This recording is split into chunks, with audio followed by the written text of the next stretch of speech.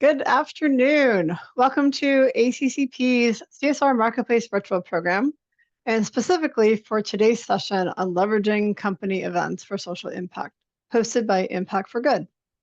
My name is Jean Metzger. I am ACCP's Vice President of Membership Marketing and Communications, and I'm so glad you were able to join us today. For those of you who may be new to ACCP, the Association of Corporate Citizenship Professionals is the premier membership association working to improve the effectiveness of corporate social impact practitioners. We connect our members to the people, knowledge, and resources they need to enhance the impact they are having in their companies and in their communities. Before we get started with today's session, I'd like to remind everyone this is just one session of several that we are hosting this week. On the slide, you'll see our CSR Marketplace virtual schedule, and you can still register for the remaining programs. They are all being recorded, and we will make the recordings available to everyone who registers, as well as on our website. ACCP is committed to providing high-quality programming that shares practical and actionable insights. In addition to this week's CSR Marketplace virtual program, we have several programs coming up, including our monthly webinars and our Impact Measurement Summit in early December. We encourage you to register for these programs on our website. We also have confirmed dates for our 2025 Forum CSR Intensive, which will be in April in Chicago. And also we have dates for our 2025 Annual Conference, which will be in Atlanta next September. For those who may be interested in learning more about ACCP membership, you can visit our membership page for details on benefits and pricing. And for those of you who are already members, we encourage you to share information about ACCP with your network. Member referrals are our #1 source of new members. You'll find sample language and tools on our Member Get a Member webpage, and you'll see the links and the QR codes on the screen. Now for some housekeeping for today's webcast. We have enabled transcripts and closed captioning for this webcast. Click Live Transcript to view the subtitles. If you click the caret on Live Transcript and select View Full Transcript, you'll see the full transcript of the webcast. Chat is enabled for you to engage with one another and the panelists. We encourage you to share your thoughts, insights, takeaways in the chat. And we also encourage you to ask your questions throughout the program by using the Q&A feature. We will follow that. We'll follow the questions being asked throughout the program, and we'll save some time at the end to make sure that they all get answered. And with that, it is my pleasure to turn over the session to Alan Ranzar of Impact for Good. Hello, Jean. Thank you so much, ACCP. We thank you and everyone else who has joined us today. We're excited to have you here. I am the co-founder, managing partner of Impact for Good. And, I want to start with just kind of talking about intros, I should say, of myself and my colleague, Tom, who's coming on camera now. There he is. And then we're going to talk a little bit about, of course, our topic of the day. Like I said, I'm co-founder and managing partner of Impact for Good. I started as a nonprofit professional in international agricultural development, working on food security and organizational sustainability. And I met a meeting planner, and we talked about these challenges that meeting planners face in terms of truly connecting at meetings and events that have all sorts of interesting criteria, tight agendas, oftentimes large groups, limited space, and a host of other challenges. And our thought was that we could bring community service to our clients wherever they gathered so they could better connect with one another and leave something behind where they were when they left the destination community. Hence, Impact for Good was born in 2005. More to come on that on the next slide. But currently, just so you know, I manage as being a business owner, wear that business owner hat, but also direct the sales and marketing teams, partnership development, all while getting around the country and the world to facilitate events. But before we go on, I want Tom to introduce himself. He's our Director of Client Experience. Tom, take it away. Got it. Thank you, Alan. And hi, everybody. So, yeah, I'm Tom. I'm Director of Client Experience for Impact for Good. I've been with Impact for Good for nearly a decade now. And it has truly been a transformative experience for me because this kind of unison between corporate social responsibility and the desire of people on site at events to feel good in the act of giving back has really been something that has inspired me throughout my entire career. Enough so that I have actually just recently got a master's in nonprofit management, and I want to incorporate all the stuff from the nonprofit side of things also into the CSR so that unison can be more communicated and much more refined in the events that we produce. Awesome. Yeah, Tom has been with us for quite a while and brings more energy than anyone I know to any event. So I'm excited that he's joining for the panel today. Regarding our topic, we're talking about incorporating corporate social responsibility into annual events. Now, when we say annual events, we're talking about things like all hands. We're talking about sales kickoffs. We're talking about incentives. But we may touch on other types of annual events, or you might actually see some places where what we're talking about today can be applied, even if they're not those kind of big annual gatherings. Okay, as a CSR professional, you guys are not only professional jugglers, but of course master planners.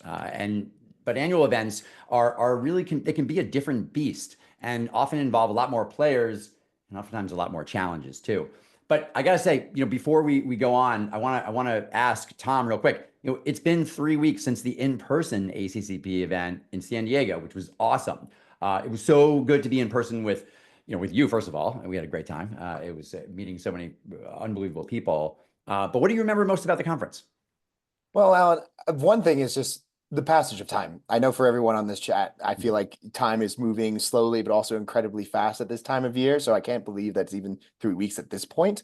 But I think the thing that stuck with me the most was definitely the solidarity I felt among every single person that I had met there, right? Everyone was in there for their particular reason of doing good and making an impact happen and making sure that people that are in need have that avenue to kind of get our help. And the people I met, they were united by purpose and passion and this earnest desire to learn. So many people were asking very thoughtful questions and really getting involved with every subject matter and every panel I got to. So I know that not everything is easy when we're doing this and this inspiring work. And we spoke a little bit at the conference about friction versus frictionless. But Mhm. I think even though in our desire to optimize things, I think the friction generates a kind of heat and warmth that when we have those challenges in front of us, and we succeed at making something that's meaningful and also beneficial to people, that's what really kind of leaves that inspiring taste in everybody's mouth. Philanthropy should be felt. And I think that hard work really goes to show how everyone was putting in that hard work to learn as much as they could during that conference. And it was so nice to have made so many great connections. Some of you I see recognized in the chat and everything. So again, it's good to see all of you. And for you, Alan, what about you? What did you think that you got away from the event? There were definitely a few things that stood out. One of the lines I remember was nothing for community without community, and that Yeah. just reminder that everything we do for community has to involve community. I really enjoyed just that reinforcement, that point right there. I also enjoyed really thinking about. It's amazing coming back from this conference with so many doers, so many impactors, and when you really think of the collective impact made by all these people in one place working for these amazing companies that do such good in the world, when you think of the countless hours of volunteering and the tangible benefits, the grants that have been made, it's unbelievable how much impact that group of people make in the world to help people out. It really was amazing. I guess if I was to throw one other thing out, I would say that beating you in pool on the first night, Tom, was something that was a highlight. I'm just throwing it out there, but I'm not giving you the mic here to combat that point. So, when we talk about a little bit, I just want to give you a little bit of background here about our company, so kind of where we're coming from, where our experience, where our recommendation comes from. But as I mentioned, in terms of how we were born, if you don't know us, we are a CSR company that partners with businesses to develop and host purposeful activities that are centered, of course, around community and philanthropic giving, trying to give back in a way that our clients makes most sense for our clients. Our history has been with team building activities, but we've expanded well beyond that into other services. And we're different from other types of companies in this space because we solely focus on CSR activities. Okay, so think of us more as a CSR company that happens to do team building than a team building company that does CSR. Okay. Now, coming from that background I mentioned earlier, I was a nonprofit guy. I'm in the DC area. We have quite a few nonprofits.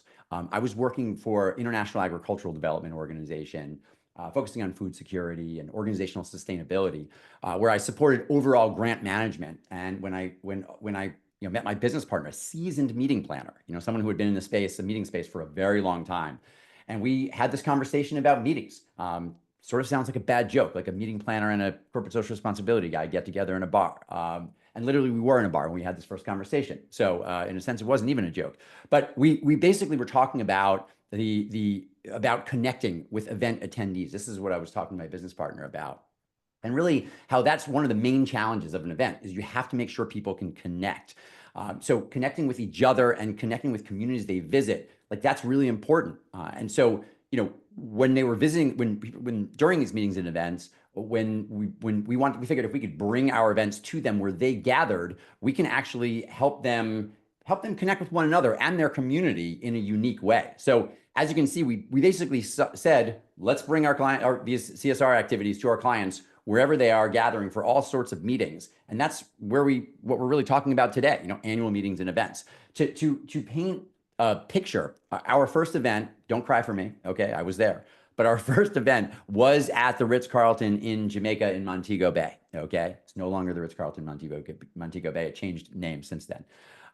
And it was a client's incentive program. They were a financial services firm, and they were rewarding their small business and entrepreneurship division for having hit the goals from the year before. And so they asked us, what can we do to give back to the community while we're there? And so what we ultimately did was we partnered with the All Island Bee Farmers Association in Montego Bay. And here we had them building beehives on the water. Yes, there were red stripes. Okay, yes, there was reggae music. And there were beekeepers. There were no bees. That was a positive thing for that event, I might add. But the idea is that we had them building these beehives, learning about how these beekeepers were going to use these beehives as a tool for income augmentation, which really, in a sense, made them small business owners themselves.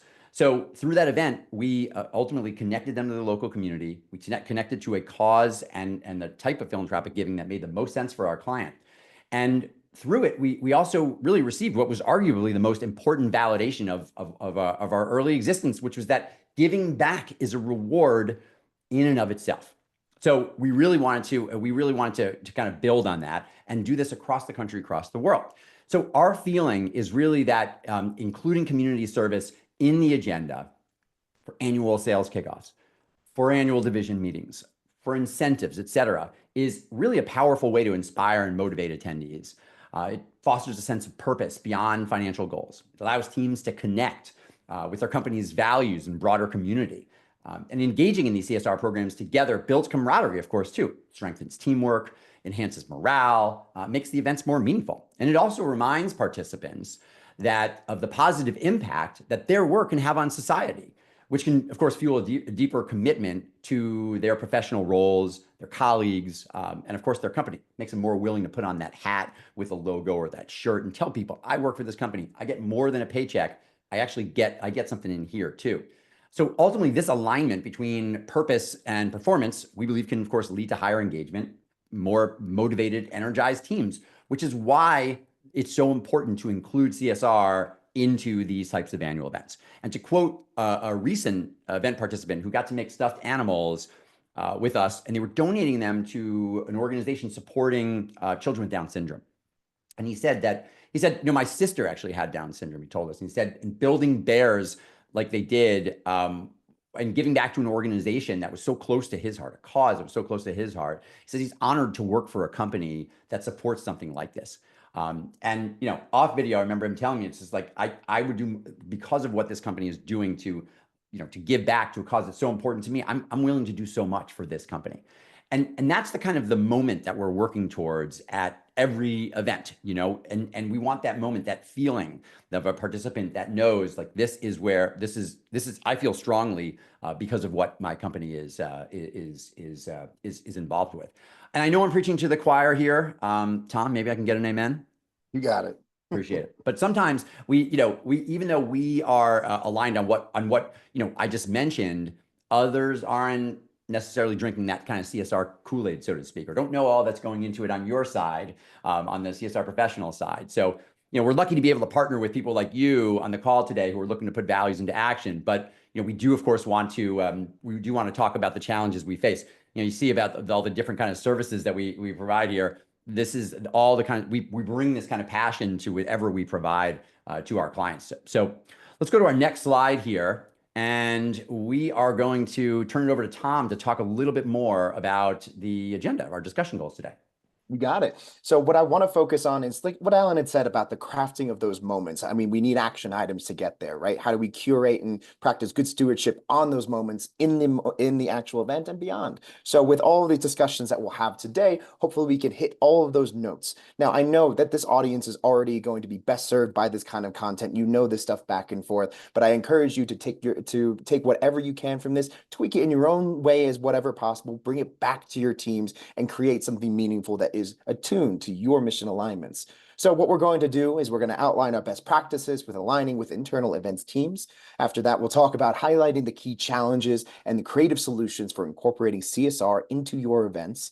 After that, we'll provide practical tools to help you post-webinar. We actually have some materials that will be sent out afterwards, so you can take that and use them as you will, because we're all part of a community here, striving for impact together. So feel free to send those resources along to those that might need it and could benefit from being able to engage with the community that much more. And of course, we'll open it up for some Q&A at the very end. So we have Q&A stuff in the Zoom webinar component. So if you have questions, feel free to log them there and we'll be able to get going. But from there, that's our basic outline. So Alan, why don't we start with our juggler?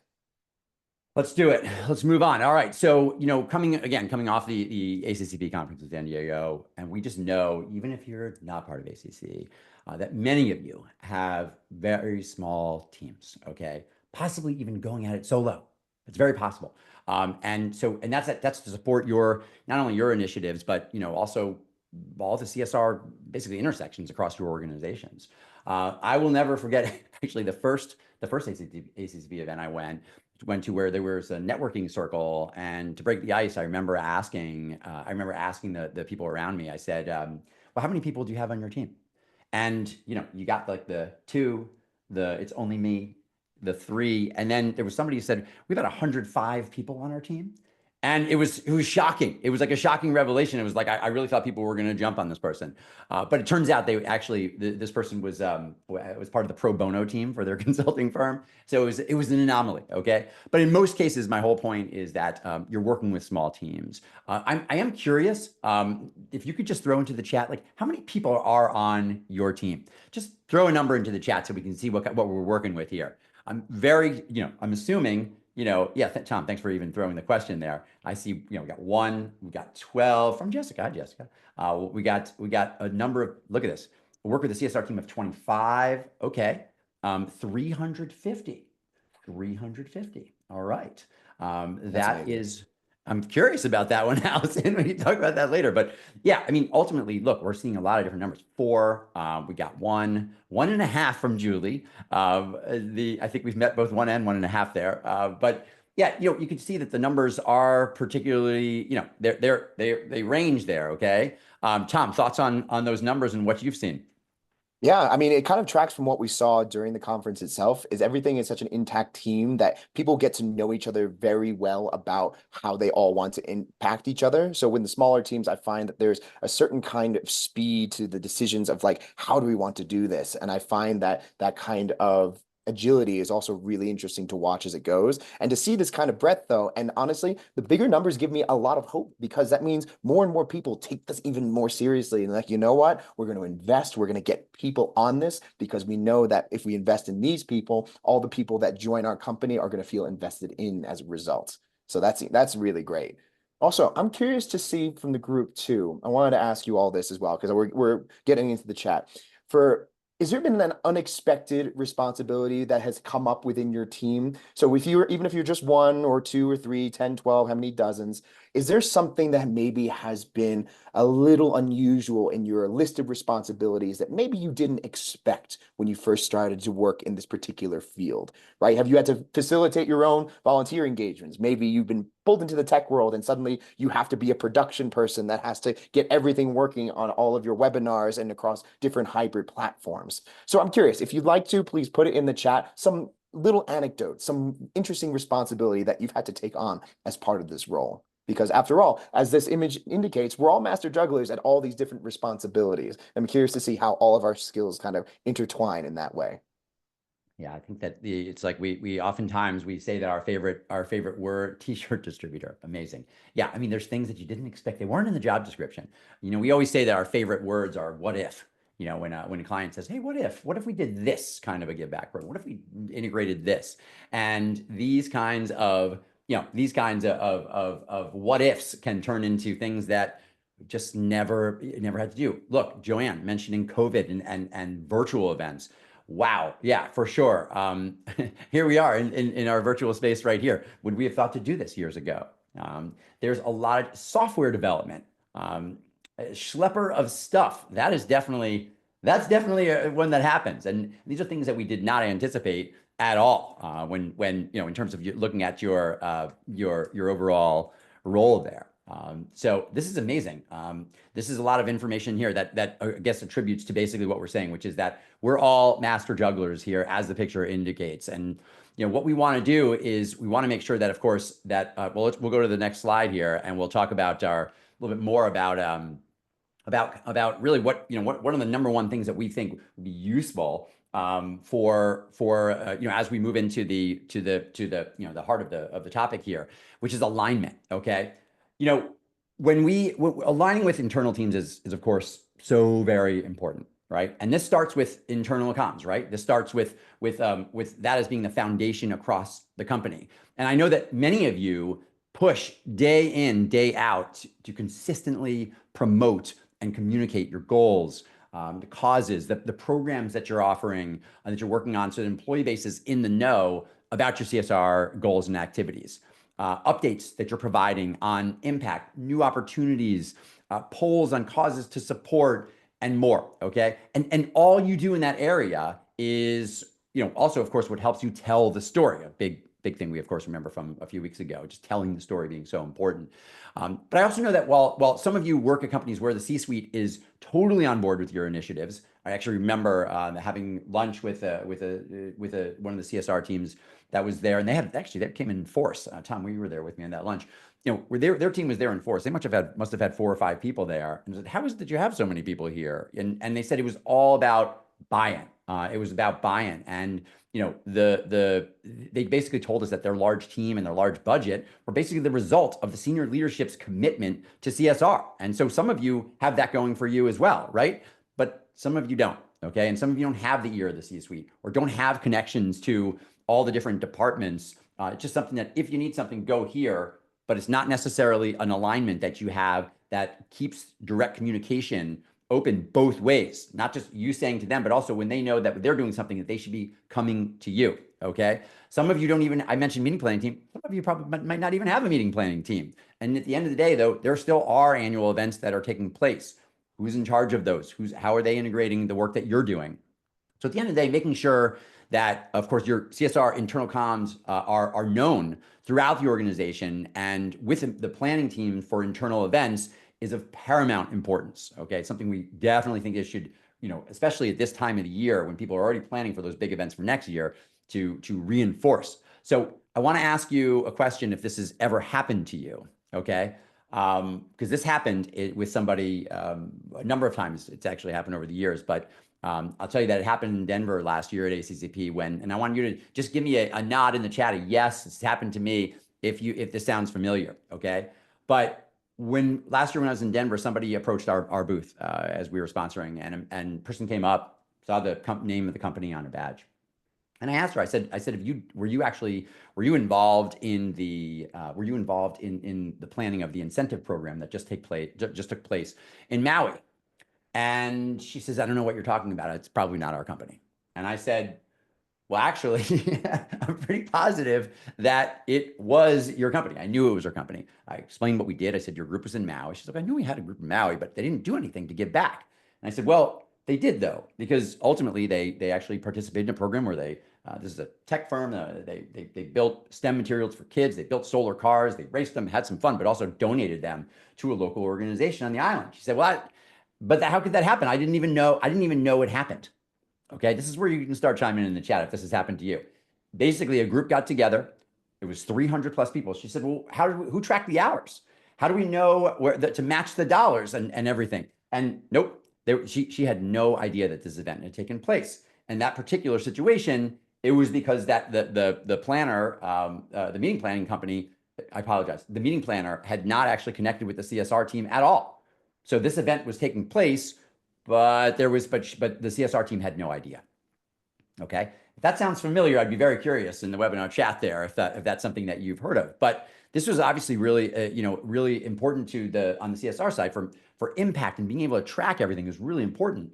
Someone actually asked me on that same event, they came up and I noticed what their name badge said. I said, yeah, I'm excited about the program you're running in February. She said, how did you even know about that? And I mentioned how we had heard about it. And it turns out that a third-party meeting planner had been involved, and they had actually contacted us about their event, which is exactly, so she said, well, that's great to know, like so I can connect with them and make sure that that of course that we're able to have a say in what goes on, which is of course obvious. So being in alignment with the meeting planning team, whether they're working internally or externally, is really important, so that when these things are happening, you can track everything. Tom, do you want to talk about kind of the idea of a planning meeting and what that could look like?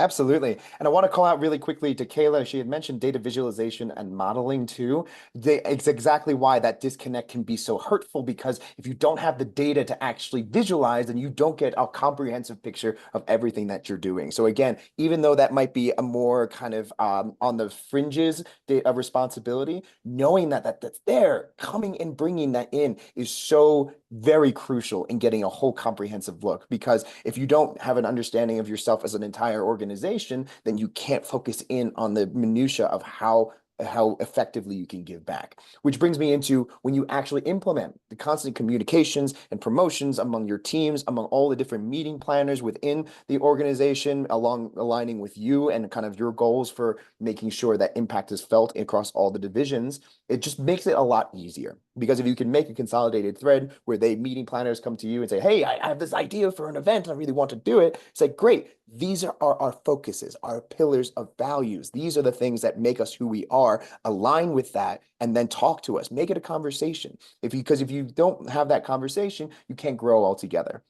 So in order to have that, we recommend host a proactive workshop. Don't be reactive. Don't wait for somebody to have like, oh, I have this event that's coming up next week. Do you want to talk about it? No, you got to have it. You have got to start it off and make sure that you can kind of get there. So with the goal of alignment and planning for incorporating givebacks into your events is going to be key. Understand event calendars and goals. Everyone is everywhere all at once. So get everyone to commit to a time so that you can really focus on it. Be clear on the budget, right? Everyone needs to know where the money's coming from and where that money's going. So provide guidance on that budget process. Who owns the procedures? Who has in charge of next steps? Get those clearly defined and make sure that every step of the way. I find that it's really helpful to kind of go back to that mission statement of whatever events or whatever pillar you're focusing on at every single step. Be like, okay, we got to get our calendar goals. We have to be mindful of our time because we want to be giving back to STEAM education. Here's our budget. We need to have this kind of budget because STEAM education material are expensive and we need to get them into their hands. Think about it each step of the way, because that constant reminder makes sure that there's no mission drift. So share resources available, right? This could be nonprofits you already partner with. So if you have a little personal list of all the people, the directors of volunteering at local nonprofits in your community, make that a public list, because everyone stands to benefit from facilitation partners that have a good understanding of what's going on.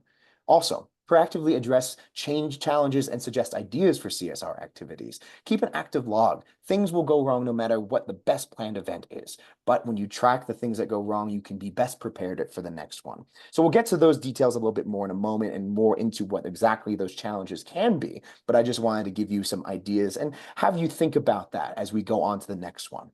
Lastly, create and maintain a consistent story narrative among all those involved. Going back to what I said about going about that mission every step of the way, that constant narrative means that when a person has an idea, a thought maybe of how something could be done differently or better, they are so engrossed in that narrative that the things that they are thinking that could add to it is going to naturally fall into that flow.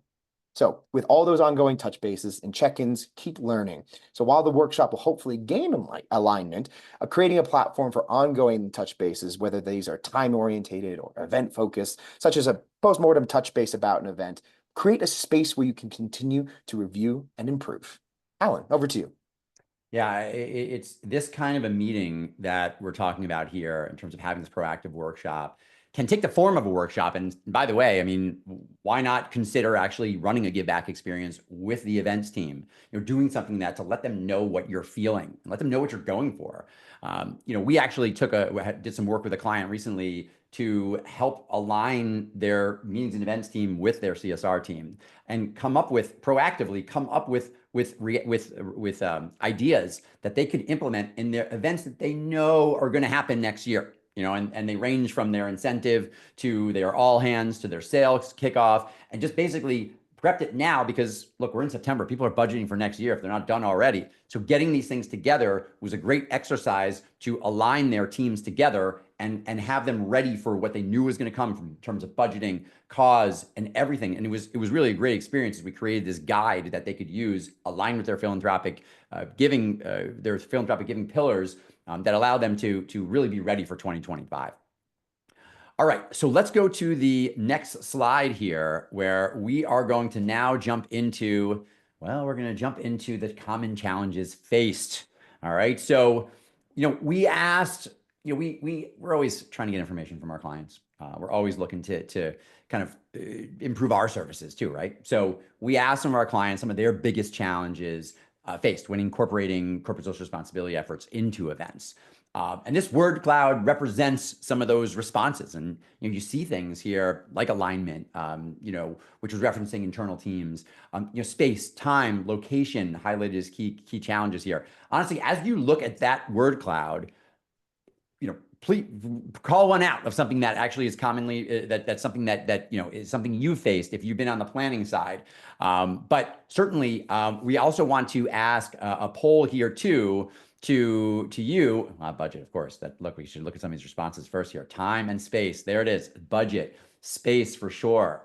We got priority. How do you prioritize the actual give back experience? Because it is important to your company. How do you bring that to the bring that out in something as important as a national sales meeting? That's a great point, Sam. Timing. How do you fit something into? We only have half an hour. We only have 45 minutes. These are awesome. Okay. Choosing the right nonprofit partner, of course, to partner with. These are all key things here. And one of the things that in terms of incorporating CSR into your events, we want to bring a poll up right now, actually. So you guys have put some things onto the you put some things into the chat already. We're going to actually try and get some stats behind that. If we can get that poll posted right now, that would be great. And here it is. So we're going to take about 30 seconds here. How to make it global. Wow, Katie, that is a great point and something that we actually hear all the time. We'll talk about that in a couple of slides. Yeah, and Alan, while we're waiting for the results to come in, I wanted to talk a little bit about something real quick about. You may have noticed in that word cloud, there is the word CSR, it's in the common challenges faced. And that's not an accident. That's really, truly something we see because so many people have to tackle the reality of what greenwashing can look in a corporate social responsibility space, where people question sincerity and all these different things and wonder, is this the right thing? Are we doing this for optics or not? And I think that is a very valid challenge that I think a lot of people will go through. But again, with the people at the conference and the people in this chat, we're always looking to do that good work. I mean, that was also one of the quotes that we heard in the conference itself, because that consistent desire to do good is what is going to be the driving force, and that will get us over that hurdle of CSR itself being even a challenge itself. But it looks like our poll results are in, so let's take a look, shall we, Alan? Just speak to it, Tom. Yeah, so it looks like majority of you had put pretty much to no to little time on the agenda and engagement event participants across multiple locations. And then sometimes it's too hard to pick all of these. Interesting that it was an alignment with the events team that wasn't chosen as much. So hopefully that means there's more alignment happening already, and that the other ones are the ones that we're going to prioritize in terms of the challenges. So, and what's great about these polling questions is that they will eventually lead into some of solutions and some of these ideas that we'll leave you with to kind of tackle those challenges in a productive way. You got it. All right. Well, let's move on here. We got a lot to cover in 25 minutes here. So let's go to our next. We are the events team, right? I mean, was that it? Was that on the job description, Ashley? You have to be the events team as well. Right. So let's jump into our first one here that we wanted to cover in terms of challenges. We're going to talk about the little to no time challenge. So Tom, why don't you kick us off here?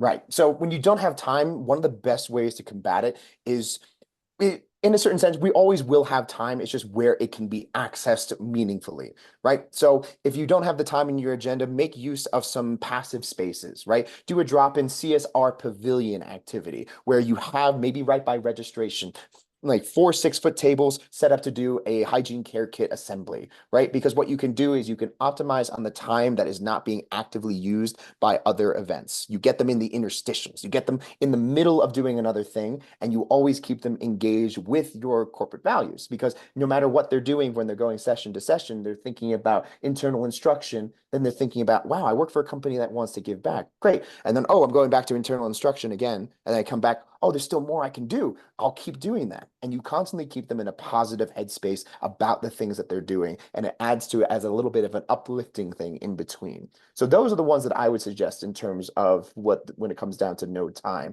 But Alan, do you have something maybe about a reception style event we can talk about? Wow. Yes, as a matter of fact, I do, Tom. But I will say at the same time, you talk about drop-in assembly. You can also be very creative here when you don't have time. One of the things you could do with those drop-in assemblies is where you place it. Like Tom said, doing something where you have you have it at next to registration. You have it at a meal where it's not taking up any more time. You have it also. One creative solution we like is the idea of an entry ticket.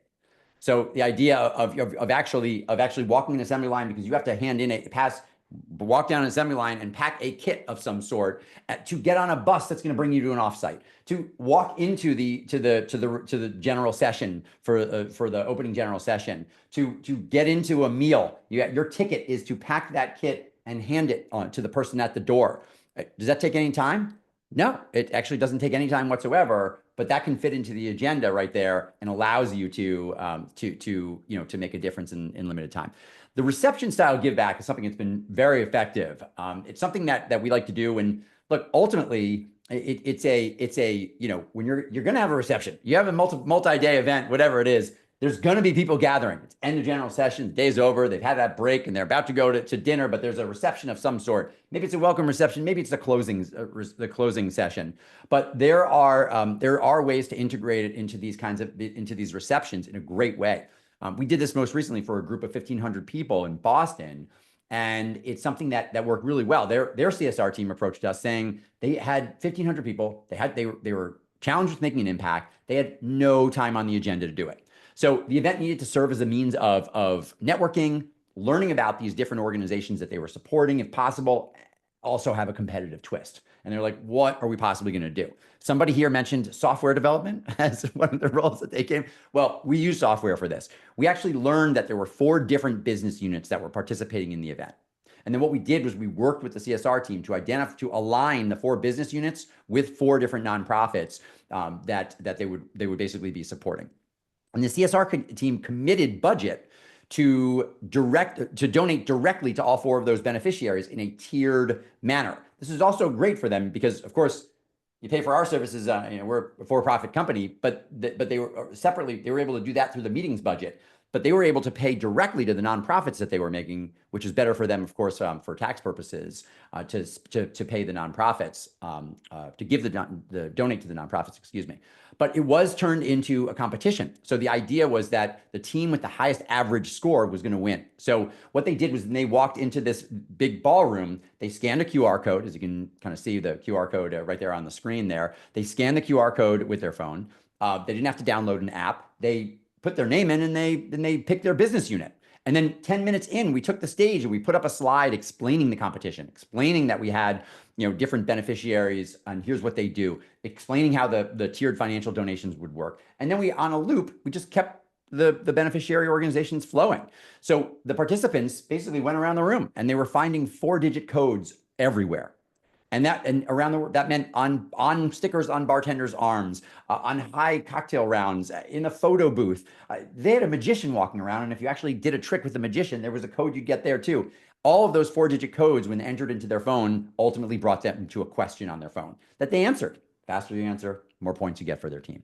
So it didn't take any time off the agenda. They could engage, and people were going around the room. They didn't have to do it fast. It wasn't a speed competition. It was just as you had a drink, got something to eat, networked, you can find these answers to these, you can find these codes, enter these questions, and ultimately they made a great donation. It was, again, like I said, not mandatory, no time was added to the agenda, and it worked with something that they were going to be doing anyway.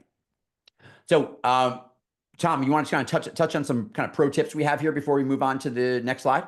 Yeah, really brief. I mean, all these things are, add-ons to things too. Add scavenger hunts to your trade shows. There's in the same scenario as you have above. But things at booths, keep things that are, I think the best way to kind of talk about it is keep things running in parallel. You know how we have background apps that are running things on our phones all the time? If you can have give back incentives and things running in the background that people can access whenever they're not actively engaging with other things, then you can ensure that time is always used meaningfully. And I think that's a pro tip. Think about having things running in parallel and in the background, and then that way you can have something that kind of runs itself. So Alan, I think we can move on to the next one. We're going to go to the next challenge. Also, quick reminder, any questions, put them into the Q&A. We're going to, speed talk our way through our next few slides here because we do want to get to your questions as well. We're talking space here. All right, so planning room, you guys put space as a challenge. Some of you put space as a challenge for you, of course. It's like playing Tetris. It's trying to, for the meeting planners, trying to figure out what's going to go where and when, and then you have to prep for some spaces for longer from the hotel. It can be really, really difficult. So we do have several solutions that we work with on this. One of which is something that works really well, which is we'll talk about like with tables and without is kind of what we're going to talk about here. Because the bottom line is when you have a general session room where people are gathering, no matter what the seating format is, you do have space to work with. So let's talk about let's start with the without tables scenario. I mean, I don't know if this has happened to you guys where you have a situation where you're in general session and you're in theater. You just have all these seats next to each other. There are no tables. So what are you going to do? In that situation, we find that programs that are that actually are financial based, ones that actually aren't going to cost as much because we're not bringing in tangible items is great, but we're doing things like these give back game shows. We have different types that we do, and there's many out there. But the idea that we took one that was interesting. We had 900 people. They had to do something in a room that was preset. If you can just picture like a Trivial Pursuit game piece, the little pie with the 6 slices. That's how their stage was in the middle of the pie.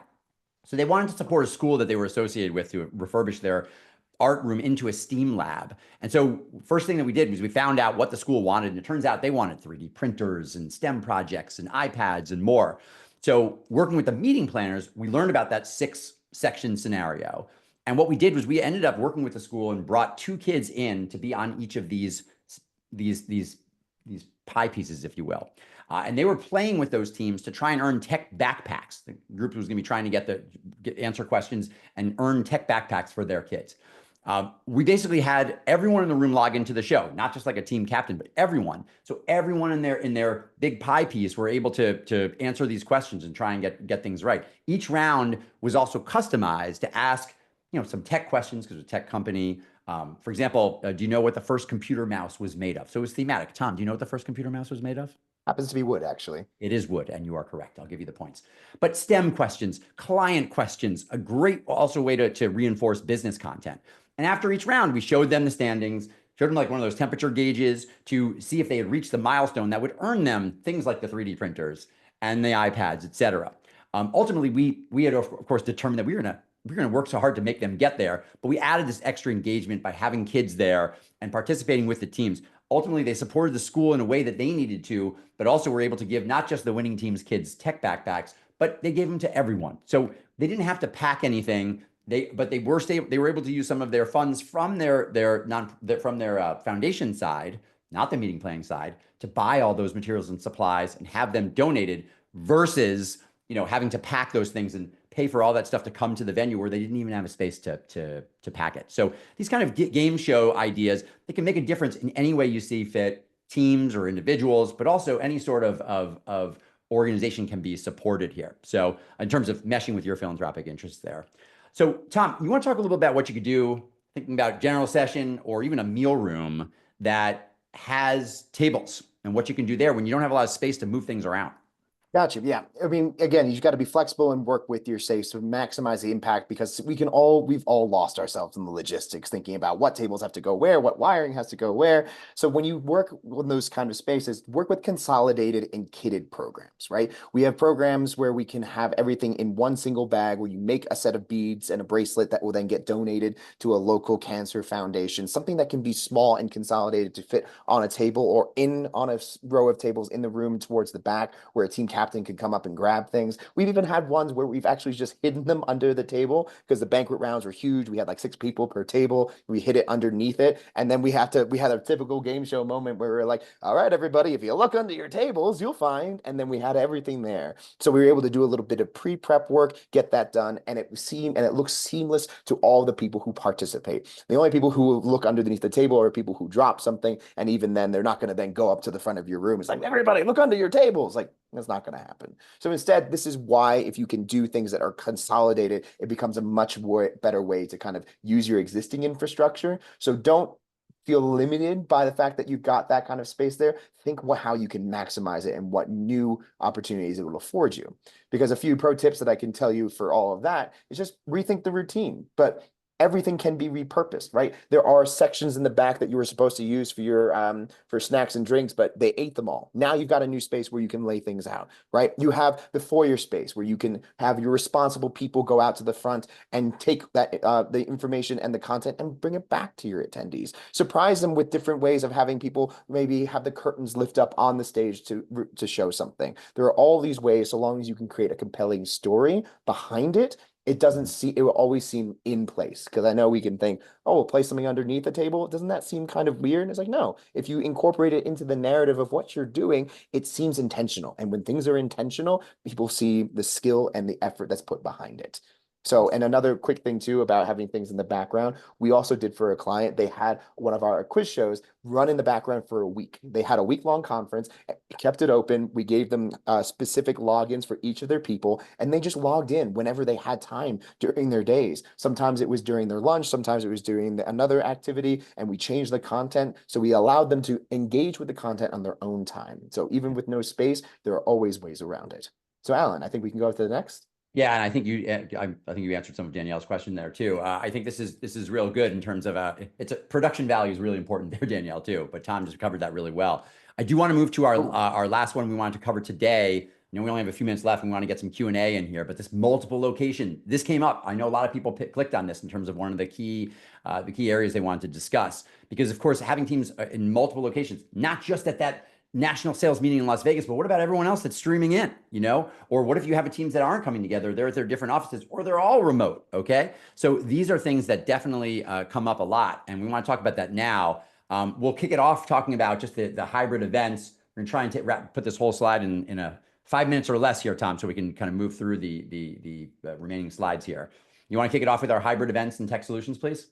Absolutely. So hybrid events are a new norm now. Everyone is going in different places. They have different branches, different offices, remote workers. But what we can do is we can still get the same kind of engagement so long as we keep a uniform amount of items being sent to people. So for example, you can send items to an office, people come pick them up, bring them home. You can have them sent out to their homes in general. Last week, we have a Shine a Light program where we send these small solar powered lights that allow for young kids to read in developing countries where they might only have kerosene lamps, and we give them a sustainable alternative. So we had a central location in Houston, but our materials sent around the world. We were in England, we were in Brazil, we were in Singapore, and no matter the location, they had the same items. And when they have the same items, they have the same mission. And when they have the same mission, they feel the same impact. So they engage as one team across the world. So we've done this also for stuffed animals. We've done this with coloring in images to help with food insecurity. All these things are allowing you to kind of come together in a way that distance doesn't matter. So Alan, what about you for the, and Well, I not was going to giving back say, locally? Tommy, giving a good example. I mean, there was a time where we actually did work with a group that was, they knew they weren't going to be able to get everybody there. The group in Boston made stuffed animals, but what they did was the virtual participants were able to actually use a digital drawing that they did on their computer, and those drawings got basically transposed into, basically the images got transposed onto bags, that the bags were then shipped to the organization that they were donating to, and the stuffed animals were placed into those bags. So it was kind of like the people on site made the stuffed animals. The people off site that were participating in the event were able to participate by making these bags. So it was a combined effort, which was really cool. One of the things I want to throw out there too is it's sometimes you have a situation where international participants are involved and like, hey, this is great. I'm so excited that we're donating to the food bank in Orlando, but people are hungry where I live too, you know? And so we always recommend, if you're going to do something where you're going to have the group on site that's packing weekend food bags for kids on free and reduced lunch programs in schools, or what have you, maybe do something where those people who have streamed in and have participated in the event, maybe you tell them also, you make a donation to that goes to an organization that's combating international hunger, so that people know that even in their location, hunger is being considered as well. So consider not just giving back locally in those situations, which is so easy to do, or not just giving back to the headquarters community, but how can you allow there to be impact where everyone lives, especially where in this remote workforce situation that many people are in. Want to cover two quick things here. We mentioned impact kits. Any sort of kit, okay, that can be sent out to people to complete can work. We have a 3,300 person day of service that's happening in next month, and they're going to have most of the people there, but there are 300 virtual participants, and they are going to set to receive tangible items that they're going to actually make in at home, and they already have pre-addressed labels that they're going to get everything that's going to support the very same organizations that the on-site crew is going to. So you can do things with some sort of kit sent out to people, sometimes physically, sometimes digitally, to support those organizations. Last thing I wanted to kind of mention on this slide is just the idea. It says lead up challenge months. Hey, in the leading up to an event, ask people to do something that's going to ultimately be that's going to add to the donation. Tom mentioned an idea of a quiz being open throughout a week. We do things where it says in the lead up to the event, if you color in this design, it is going to we're going to see which division ultimately gets to donate the most weekend food bags by virtue of coloring in these designs. We're just going to, these kinds of things, there's a lot of different ideas that you can actually do for those types of programs. And there's more. We're not going to go through any of the ones that we have here on these additional creative solutions, but it is something that we can share later. There's just a lot of different ways that we can do things with limited time, limited space, with remote audiences that are going to ultimately allow you to engage with your teams and get the power of what you do out there. One of the things that I know Jean's here, so that means she wants to jump in here. I do want to give our advice here, which is to basically ask these questions, and you will get this, okay? You will get these, you'll get these questions to consider, but are you prepared for those annual events that are coming up next year? And which of these solutions we discussed might actually be applicable for the ones that you're running? And what is your relationship with the event meeting management team? Would an alignment workshop be appropriate? I mean, that's something to keep in mind. We do have this kind of guide that we're going to share if you are interested, that will actually give you what our agenda would be for an alignment workshop. So we do want to get to some questions. We know that. So what do you say, Jean? So I say we've actually run out of time, but I actually think you've answered all the questions that have come in from the chat and through the Q&A. I passed that one along to you, so I think we're good. If participants have additional questions for the Impact for Good team, you can reach out to them directly. We will include their contact information in the follow-up email along with the recording.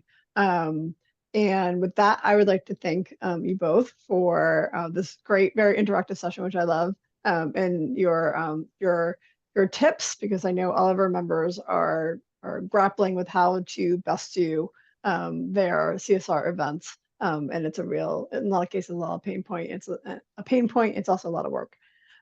So thank you to you, for all of you who are participants. We do want your feedback. So please fill out our very, very short survey. There is a link in the chat and there's a QR code on the screen. And with that, We hope to see you at our remaining CSR virtual sessions. We have one more today and we have 3 tomorrow. So with that, I hope you all have a great afternoon and a lovely evening.